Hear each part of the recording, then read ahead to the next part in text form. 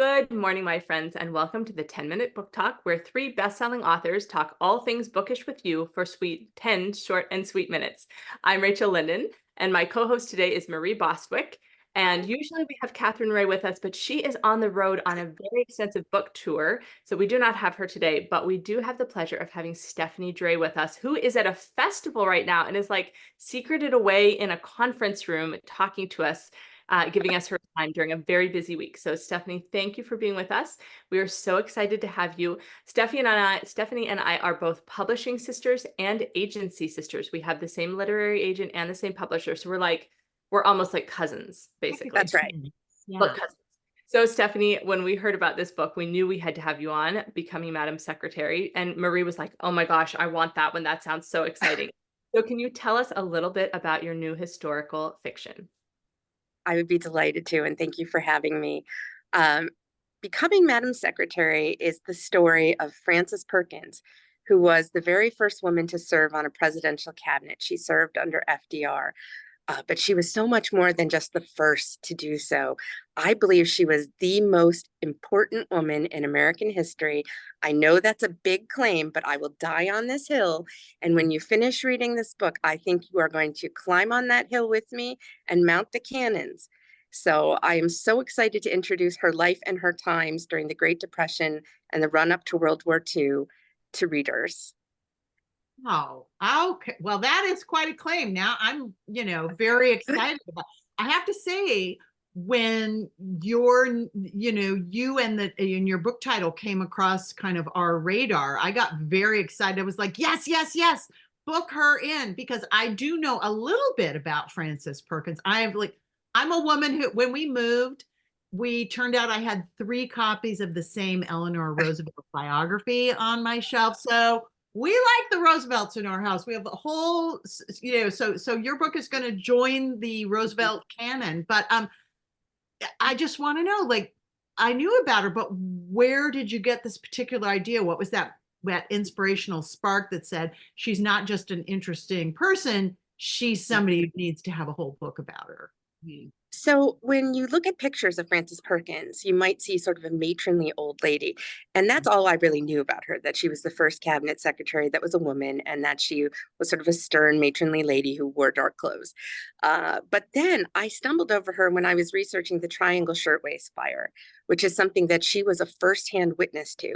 And I realized, to my embarrassment, that of course I had not realized she had been young once. She had been stylish and dashing and daring.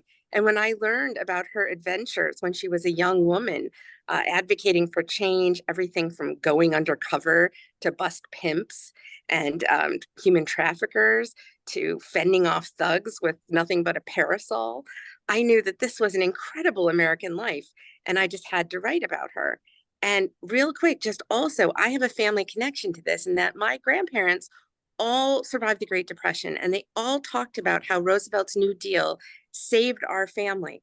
Well, when I found out that Frances Perkins was really the architect of the New Deal, she was the woman driving many of the programs that saved my family from starvation and poverty, I knew I had to tell her story. Wow. My gosh, what a hook. I love it. That is amazing.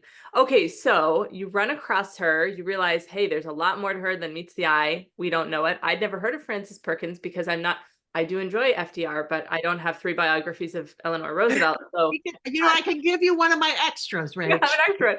So this is new to me. How did you do research? So tell us a little bit about your research process for this. This sounds absolutely fascinating. Well, I started this book in March of 2020. So I had to abandon all my usual research techniques, which would be going to the places and talking to all the people and doing all the things. I was stuck at home. But thankfully, Frances Perkins left us about 5,000 pages worth of transcriptions of oral history.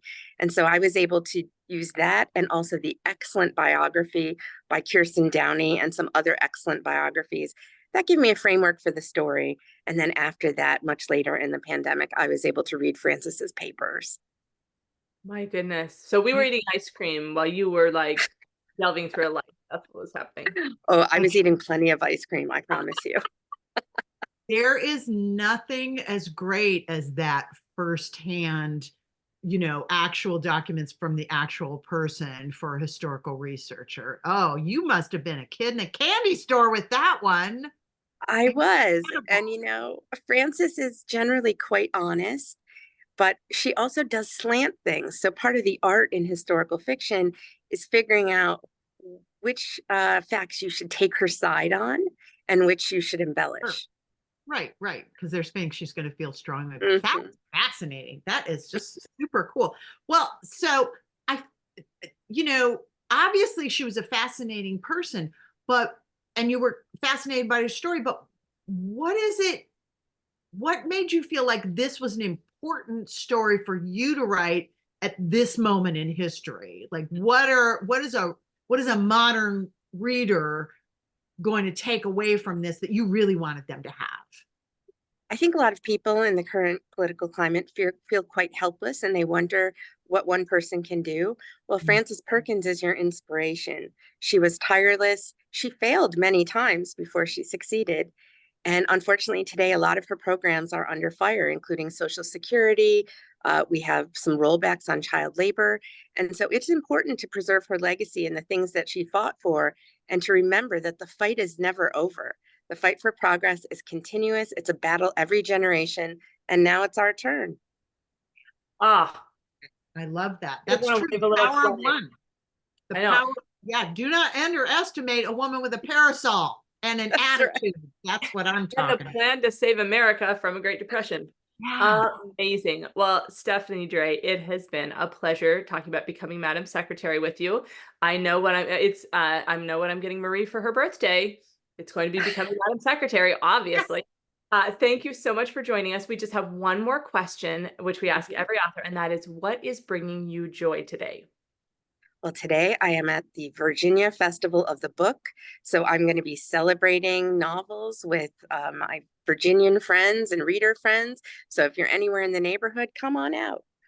That sounds amazing. Well, thank you again. We hope you have a lovely time at the Festival of the Book. Again, readers, run out and grab a copy of the just released Becoming Madam Secretary by Stephanie Dray. You will be inspired. You will be engaged and entertained, and we're so excited. So thank you, Stephanie, and readers, we'll see you next week for more book talk fun. Bye. Take care. Bye-bye.